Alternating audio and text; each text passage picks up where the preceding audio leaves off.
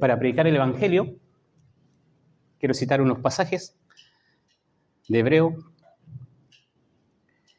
como lo que Dios quiere, lo que Dios pide a nosotros para poder agradarle, para que sus criaturas, nosotros, para que ustedes, yo, ¿cómo podemos agradar a Dios? Si preguntáramos a las personas cómo podemos agradar a Dios, quizás la respuesta sería obrando bien, haciendo buenas obras, guardando sus mandamientos.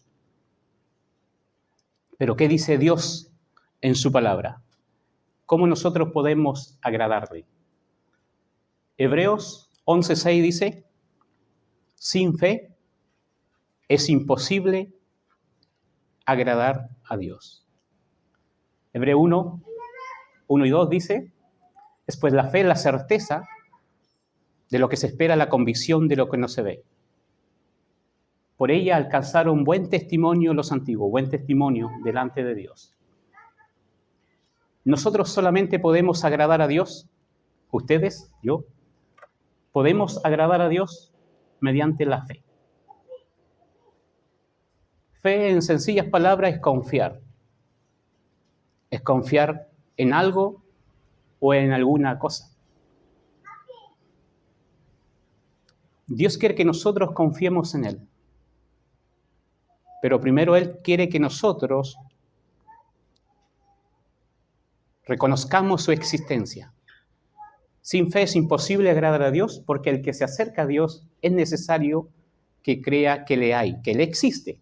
Eso quiere Dios en primer lugar, que nosotros creamos en su existencia, que Él existe. Y para eso Él nos ha dado una revelación, que es su creación. La creación nos habla de su existencia. Así como nosotros miramos un edificio, una casa, y cualquier persona normal, con raciocinio, nunca va a pensar que esa casa salió de una explosión o apareció de la nada. Cualquier persona, al mirar la casa, al contemplarla, dirá, aquí hubo alguien, una mente que la ha diseñado, alguien tuvo que haberla creado. Así también nosotros, cuando miramos la creación, tanto los cielos, la tierra y todas sus obras, cualquier persona, al contemplar esto, llegará a la conclusión que debe haber alguien, una mente inteligente, un creador. Y vaya, ¿qué creador? Dios nos muestra su existencia a través de la creación y también nos muestra su poder sin límite. Romanos dice 1:19, lo que de Dios se conoce le es manifiesto al hombre. Su eterno poder y deidad se hacen claramente visible desde la creación, siendo entendida por medio de las cosas hechas, de modo que no hay excusa. ¿Quién puede decir que no hay Dios? El necio dirá en su corazón, no hay Dios. Si yo le digo que un edificio, o este edificio, le puede usted me preguntar cómo salió, yo le digo, esto salió de la nada, o trajeron madera, zinc, vidrio, clavo, y colocaron un gran cartucho de dinamita, y explotó, y esto salió. Todo ordenadito a su medida. ¿Qué dirían ustedes? Que estoy enfermo, que estoy loco, ¿verdad? Y si ustedes dicen que no hay Dios al mirar la creación, solo el necio dice que no hay Dios. Miramos la creación, hay un orden, hay un poder, hay una belleza. Y eso nos lleva a mirar detrás de la creación, al Creador. ¿Cómo será el Creador? Si miramos el sol no podemos mirarlo, ¿verdad? Imagínense aquel que lo ha creado. ¿Cómo será Él? ¿Cómo será su resplandor, su gloria? El salmista dice, Salmo 19, los cielos cuentan la gloria de Dios, hablan de la gloria de Dios. Gloria quiere decir peso. Así como un artista podrá mostrar su capacidad creativa, su poder a través de obras, ya sea una obra literaria o a través de una pintura, él puede ser conocido a nivel mundial por sus obras. Y podemos ver quién es Él. cuánto pesa.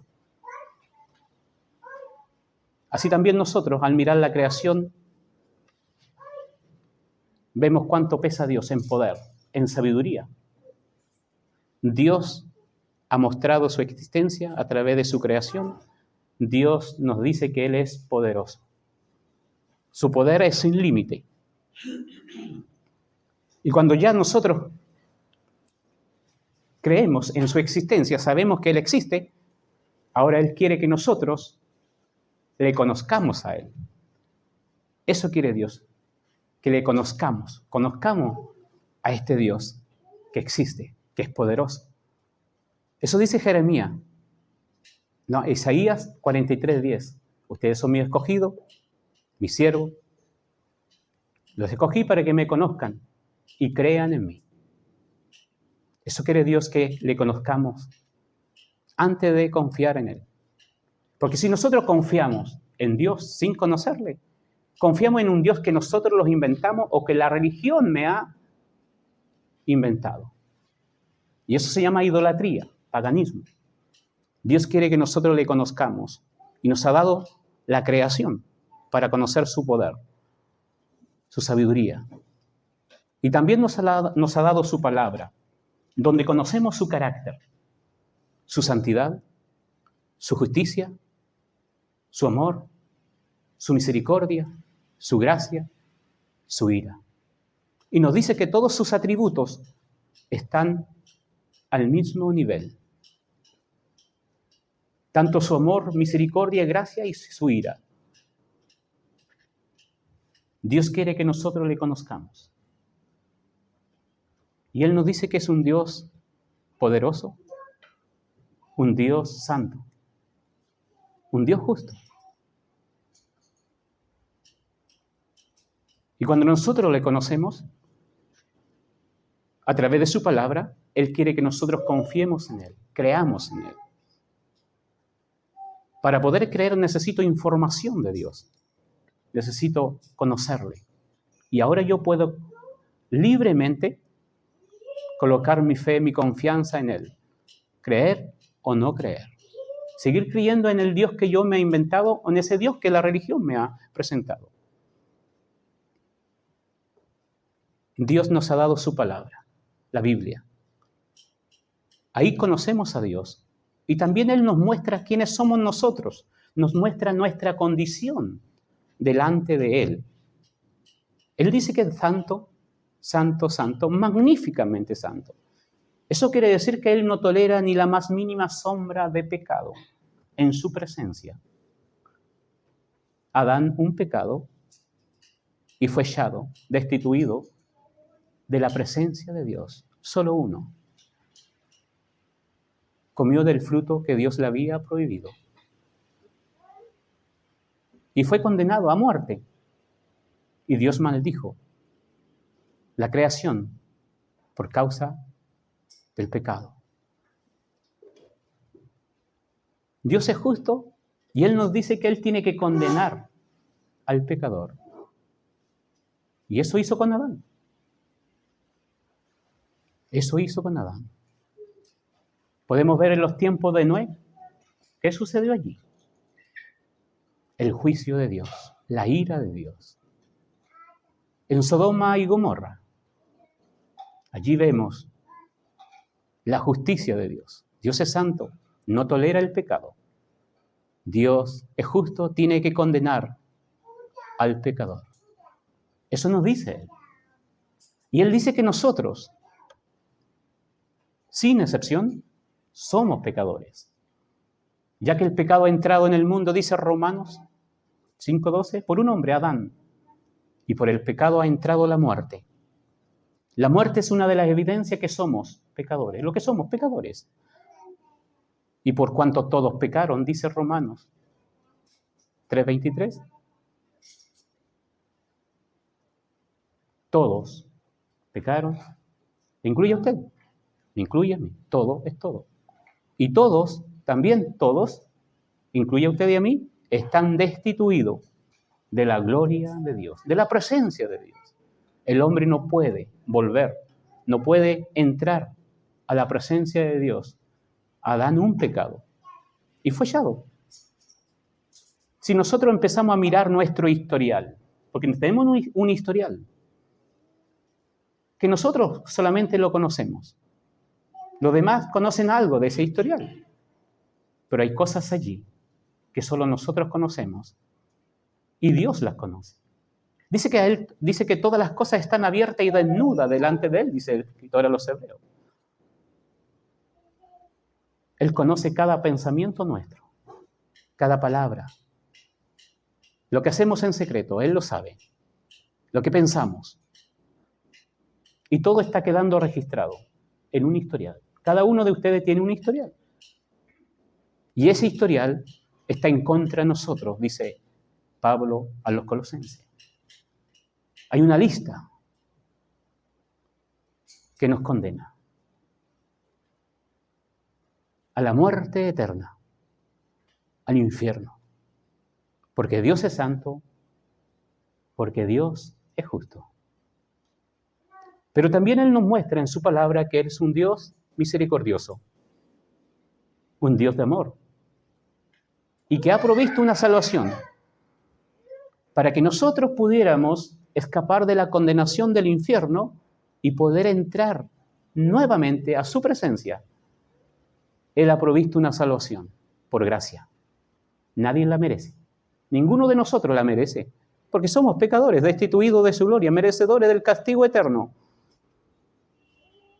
Pero Dios, que es rico en misericordia, en amor, ha provisto una salvación por gracia, para que nosotros escapemos del infierno, del lago que arde con fuego y azufre. Yo le digo la cárcel de Dios. En estas cárceles se puede salir. Los hombres pueden tener esperanza de salir un día. Pero en la cárcel de Dios no hay esperanza de salir. ¿Y cómo Dios describe su cárcel? ¿Cómo Dios describe este lugar de condenación? Dice que es un lago que arde con fuego y azufre. Un lago que arde con fuego y azufre. Las personas que irán al infierno vivirán eternamente separados de la presencia y gloria de Dios. Es decir, de todo bien de Dios. Dios allí no le dará el rostro, le dará la espalda. Jeremías 18:17. En el día de su perdición, Dios le dará la espalda y no el rostro. También nos dice que ese lugar de condenación es un lugar de clamor, de oración, donde el pecador, donde la persona clamará a Dios por misericordia. Pero Dios dice que Él apartará su misericordia y no oirá. Ezequiel 8, verso 18. Él apartará su misericordia. No habrá misericordia. Habrá clamor por parte del hombre. Y Dios dice que Él no se va a compadecer de su criatura. Isaías no se va a compadecer de ti si tú vas a ese lugar de tormento eterno. Y Dios dice que ese lugar es un lugar de tormento eterno. Apocalipsis 20, versículo 10. Tormento eterno, día y noche. Pasarán 1000 años. 1000 años serán atormentados. Pasarán 10.000 años y 10.000 años serán atormentados.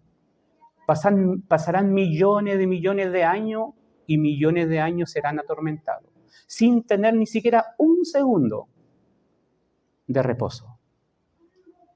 El tormento es eterno. Apocalipsis 14, 10 y 11. Dios nos muestra este lugar terrible. Y el hombre sufrirá tormento eterno porque el hombre no será aniquilado, sino que será continuamente castigado con la ira de Dios. Dios no quiere eso para ustedes, para sus criaturas. Él quiere que todos los hombres, mujeres, sean salvos, y vengan a este conocimiento, al conocimiento de la verdad. Dios quiere que ninguno se pierda, que todos sean salvos, porque hay salvación que Dios ha provisto por gracia. Dios ha provisto una salvación por gracia. ¿Para quiénes? Para todos. Para todos. Dios, en su amor y misericordia, para poder proveer esta salvación, envía a su Hijo, Jesús. ¿Lo han escuchado? No hay duda. Su nombre ha recorrido el mundo entero. Todos los años tenemos que recordar su nacimiento, no importando nuestras creencias. Cada 25 de diciembre. No sabemos cuándo nació, pero se recuerda. Él vino. Él es real. Y es el único ser que ha partido la historia en un antes y en un después. No ha sido ningún filósofo, ningún científico que ha partido la historia. Ningún gobernante, ningún faraón. Ha sido Jesús. ¿Quién es Él? ¿Quién es Él?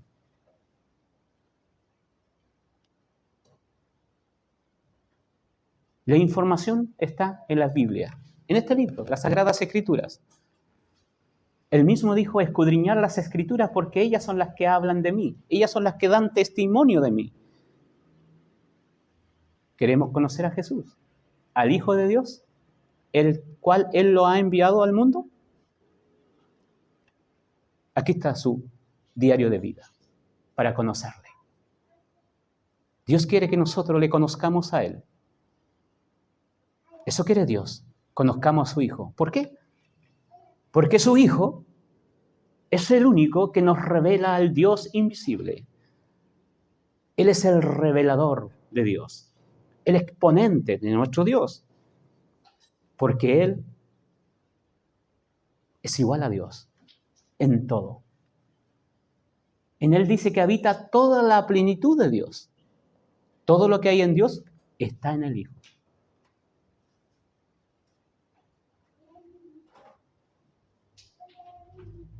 Juan nos habla acerca del Hijo como el Creador.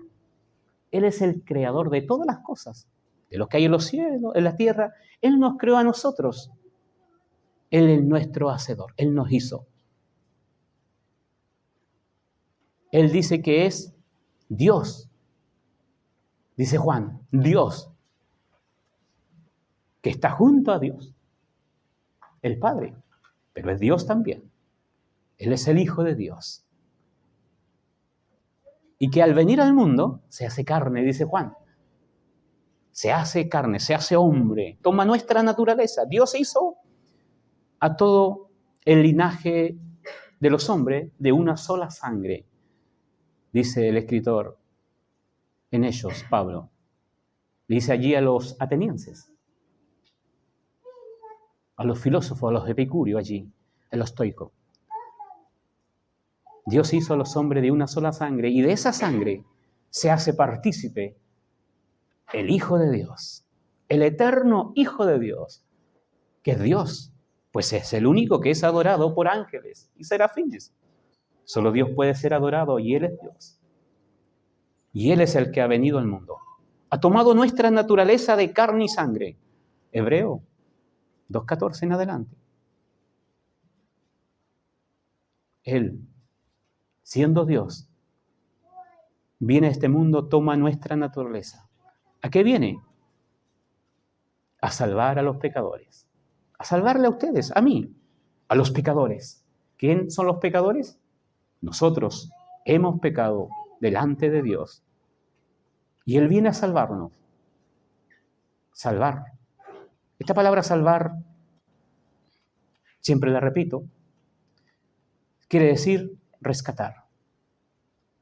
Si alguien se está ahogando, un niño, un hijo suyo pequeñito, un hermanito, y ahí está él, ahogándose. Este niño está en problema, ¿verdad? Está en peligro. ¿Qué necesita? Necesita comida. No. Necesita ropa, dinero. No. Necesita que alguien lo saque de allí, que lo libre del problema. Entonces alguien ve el peligro y acude y lo saca. ¿Qué hizo este hombre? Ha salvado a ese niño de morir ahogado. Ese niño estaba en problema. Ese niño estaba en peligro.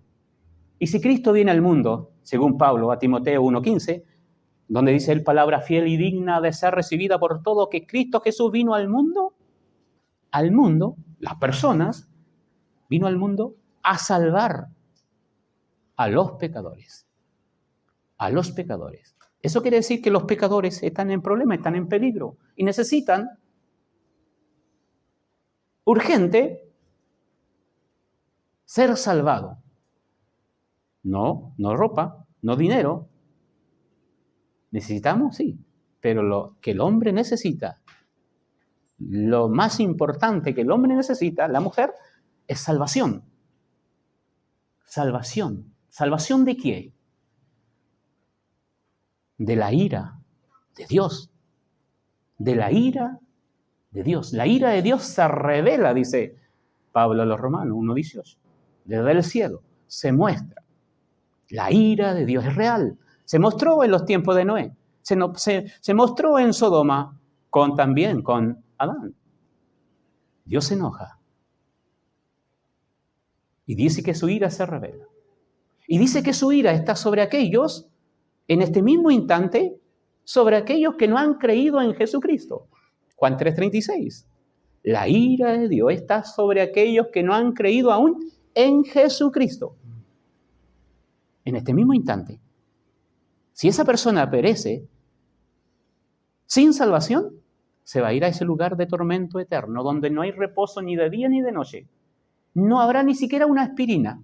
Imagínense, a veces yo me enfermo, cuando uno lo enfermamos, estamos resfriados, hay fiebre. Piense en eso, en ese momento. Y que ese resfrío, que nunca se acabe. Que nunca. Un pequeño resfrío, ¿verdad? Es molesto. Es terrible, ¿verdad? Y allí no hay aspirina. Allí no hay paracetamol. No hay nada. En esta vida, las enfermedades, podemos tener esperanza, ¿cierto? De dejar de sufrir. Pero allí no. El único remedio para escapar de este lugar es Cristo, que ha venido al mundo a salvarnos de la ira de Dios. Romanos 5:9 dice, estando ya justificados en su sangre, por él somos salvos de la ira. Tesalonicense dice, 1:9, primera, que aquellos hombres de Tesalónica se convirtieron a Dios para servir al Dios vivo y verdadero y esperar de los cielos a su Hijo, al cual Dios resucitó de los muertos, el cual nos libra de la ira venidera. La ira venidera tiene que ver con el infierno. Cristo solamente puede librarnos de la ira de Dios. De la ira de Dios. Cristo. ¿Y qué hace Cristo para librarnos de la ira de Dios? Para librarnos de la condenación del infierno. Dios provee una salvación por gracia. En su amor y misericordia. Esta salvación tiene un costo para Él. Para su Hijo. Su Hijo, para salvarnos, Él tiene que morir. El Dios Todopoderoso, que se ha hecho hombre, va a morir en la cruz. En la cruz. ¿Y qué hace en la cruz? Allí en la cruz, Él se hace responsable de nuestros pecados. De esos malos pensamientos, de esas malas obras, de esas malas palabras. Se hace responsable de ese historial que tenemos. que está en contra de nosotros. Ese historial acarrea condenación, ira de Dios. Y Dios toma este historial y lo carga en su Hijo. Toma nuestros pecados, dice, y los carga sobre el cuerpo de su Hijo. Allí en la cruz. Podemos mirar la cruz. Mirar a Jesucristo colgado en aquel madero. Después que Él fue escupido por sus propias criaturas, rechazado por sus propias criaturas, ¿a quién vino a salvar? Lo rechazaron, le escupieron, le golpearon el rostro, lo vendaron en sus ojos, se burlaban de Él. Él tenía el poder de destruirlo con una sola palabra. Él creó el universo. Él es poderoso. Su palabra tiene poder. Su palabra sustenta el universo, nos sustenta a nosotros. Él podía haber destruido a sus criaturas.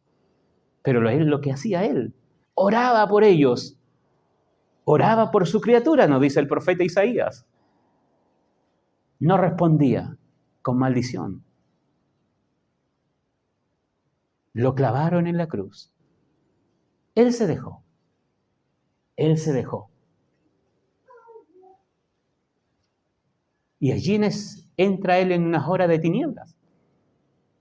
Y en esas horas de tinieblas es donde hace esa obra que nos salva.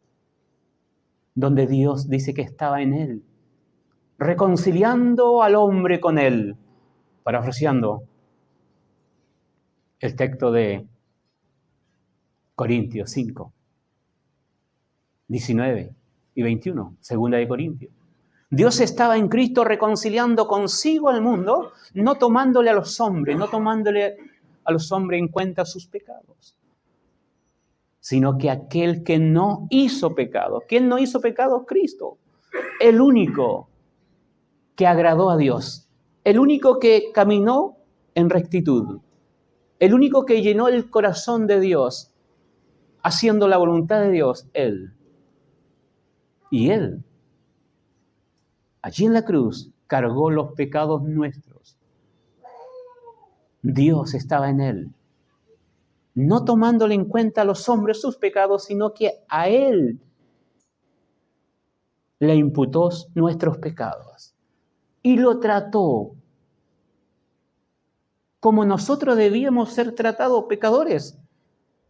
El justo cargó nuestros pecados y fue tratado al cargar nuestros pecados como pecador. Y todo el peso de la ira de Dios, todo el peso del juicio de Dios, cayó sobre Él. Y Él dijo, Dios mío, ¿por qué me has desamparado? ¿Qué hace el pecado? Separa de Dios. Isaías 59, verso 2. Adán un pecado separado de Dios. Todos pecaron y todos están separados, destituidos de Dios. Y Cristo, el que no cometió pecado al cargar nuestros pecados, fue desamparado por Dios. ¿Qué hace el pecado? Acarrea ira, enojo, furia de Dios. Pensemos en los tiempos de Noé, el diluvio, en Sodoma, cuando Adán pecó. Y toda esa ira que debía caer sobre nosotros, cayó sobre Él. Y de esa manera, Él nos salva de la ira de Dios. Es como, imagínense una gran roca del universo, una roca arriba, sujetado con cadena, una inmensa roca. Y entonces, cuando pecamos, cuando yo peco, solamente un mal pensamiento, esa cadena se cortó. Y esta roca está a miles de kilómetros. Y cuando yo tuve mal pensamiento, se viene abajo. Viene sobre mí. Yo nada puedo hacer para detenerla. Me va a aplastar cuando llegue. Nada puedo hacer. Esta roca viene. Viene sobre mí.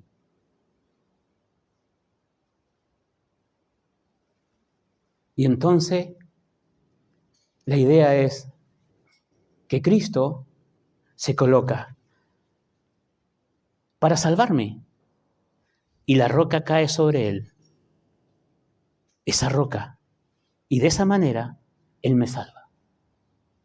Así también la ira de Dios está sobre el hombre, pero Cristo se colocó en ese lugar de la ira, de la maldición, y de esa manera somos salvados de la ira de Dios. ¿Por qué? Porque otro la recibió, Cristo. ¿Qué tenemos que hacer nosotros? Agradar a Dios. ¿Y cómo lo podemos hacer? Por la fe. Confiando en Jesucristo, confiando en el Hijo de Dios, que Él es Dios, hombre, que ha venido al mundo con un propósito: a salvarme de la ira de Dios. ¿Y cómo lo hizo? Cargando nuestros pecados. Y Él recibió la ira. Dios dice que debemos honrar a su Hijo para no perecer en su ira. Para no perecer en su ira. Salmo 2:12 dice, 11 y 12. Honrar al Hijo para que no se enoje y perezcáis por el camino, porque pronto se inflama su ira. Pero dice, la segunda parte del texto, bienaventurados, felices, dichosos los que en Él confían, porque los que están en Cristo no hay juicio, no hay ira, salvación, porque Cristo murió por nuestros pecados. Fue sepultado, resucitó al tercer día, y a los 40 días ascendió al cielo y se sentó a la diestra de Dios. Y la esperanza de todo creyente, tenemos esa certeza, esa convicción, como dice Hebreo, que Cristo viene. Viene. Y Él dice que viene con sus poderosos ángeles en llama de fuego para dar la retribución, el castigo a aquellos que no conocen a Dios o no reconocen a Dios ni obedecen el Evangelio, los cuales sufrirán pena de eterna perdición, excluido de su presencia y de su gloria. Cuando venga aquel día, dice, para ser admirado, glorificado por los que hemos creído. Tesalonicenses, segunda, del 7 al 10. Ustedes deciden creer en Él. El que cree en el Hijo, dice, no es condenado, pero el que no cree ya ha sido condenado. Juan 3:18. El que cree en el Hijo tiene vida eterna, tiene comunión con el Creador, tiene la puerta del cielo abierta de par en par. Pero aquel que rehúsa de creer, aquel que no ha creído, la ira de Dios está sobre él. Pablo le dijo a un hombre, cree en el Señor Jesucristo y serás salvo. Y Pedro dice, en ningún otro hay salvación, solo en Cristo. Que Dios bendiga su palabra. Solo en Cristo hay salvación.